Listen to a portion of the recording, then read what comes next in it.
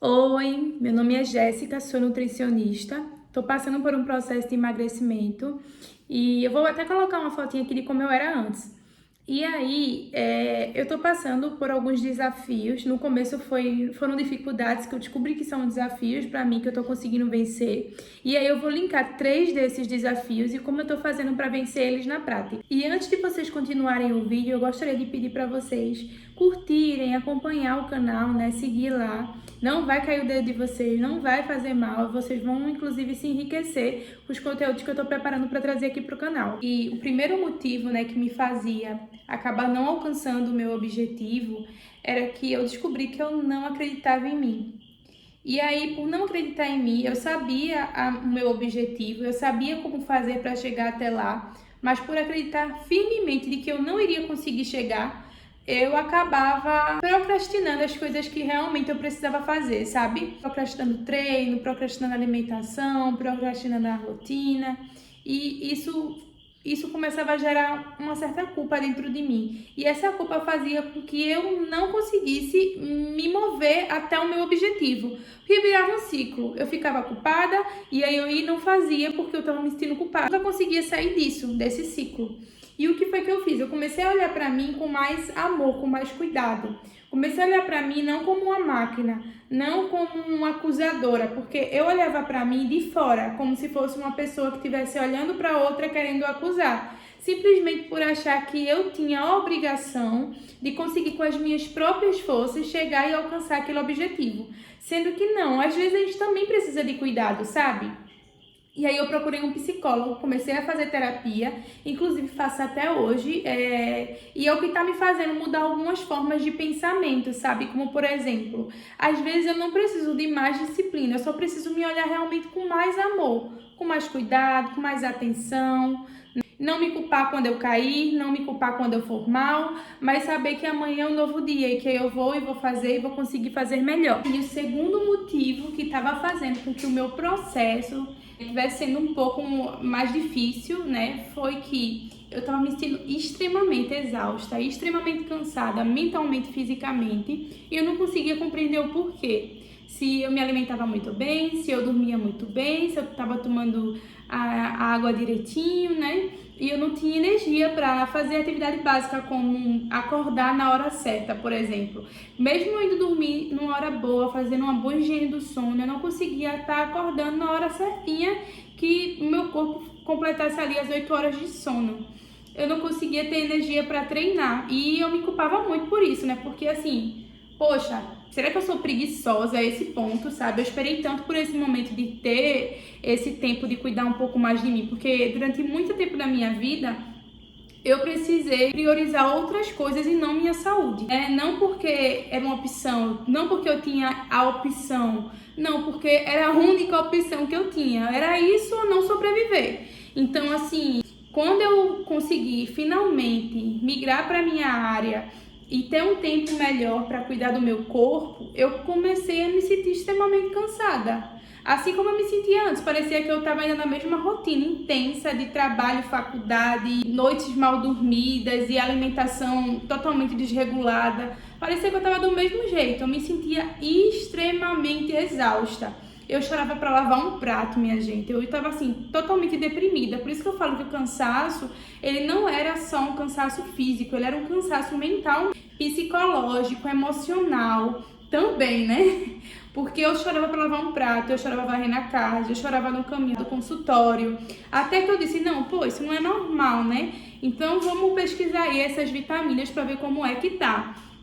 Na época eu estava fazendo tratamento para síndrome do ovário policístico, indicado pela minha ginecologista. E esse tratamento, ele estava diminuindo a absorção da minha vitamina B12.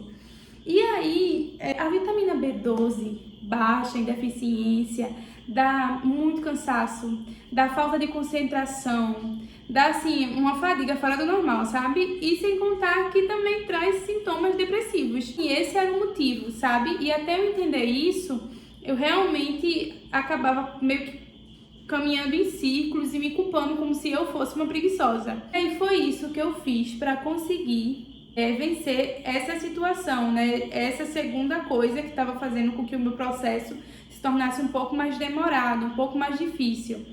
eu identifiquei que eu estava com essa deficiência de vitamina B12 e aí eu fiz a suplementação. E respeitei o meu corpo. Se o meu corpo está precisando disso, é isso que eu vou dar a ele. Não tem como a gente colocar um carro para andar sem combustível. Como é que a gente vai fazer o carro andar? Impossível. A gente tem que dar o substrato que o nosso corpo precisa para conseguir fazer as atividades que a gente quer que ele faça. Então, de repente, esse pode ser uma das situações que você talvez também esteja vivendo. Então, se de repente você sentir, né, cansaço, pode não ser a B12, pode ser algum tipo de outra vitamina. Faça um exame de vitamina, tente identificar realmente se tem alguma deficiência, né, acompanhado com médico ou com nutricionista, e faça uma suplementação para você realmente conseguir ter mais energia. Entenda que seu corpo às vezes precisa só de uma atenção maior, de um cuidado, sabe? Coisa que às vezes a gente acaba deixando sempre para depois, priorizando outras coisas, acha que a gente não é tão prioridade assim. Ou até mesmo culpa o nosso corpo como se ele fosse um preguiçoso, como se a gente fosse preguiçoso. Na verdade não, nosso corpo ele precisa de substrato que às vezes a gente não vê a olho nu, só com o exame. E aí, o terceiro e último motivo que estava tornando meu processo, né, um pouco mais difícil. Eu sempre repito isso porque o processo ele pode até ser difícil, mas não era impossível, né? Mas estava se tornando um pouco mais lento, um pouco mais possível. Era o fato de que o meu relacionamento com a comida ele nunca foi muito bom. Embora eu estudasse nutrição, né, eu assim sempre tive desde a infância um relacionamento bem conturbado com a comida. Eu era do tipo de criança que eu era muito seletiva para comer e meus pais eles tinham poucos recursos. Eles não tinham a opção de me ofertar, né, vários tipos de comida diferente ou ter estratégias, essa educação alimentar, né, para realmente ter estratégias para eu conseguir comer melhor. Então eu fui do tipo de criança que eu fui ameaçada para comer, né, justamente porque eu não culpo os meus pais por isso, eles não tinham esse acesso à informação, né, mas eu tive essa relação com a comida desde a infância muito conturbada. Eu era ameaçada para comer, eu era chantageada, só conseguia comer a sobremesa ou só podia tomar o suco depois que comesse o prato inteiro. Ou não tô com fome, não, vai ter que comer, senão apanha. Sabe? Esse tipo de coisa que hoje a gente vê que não é mais tão comum.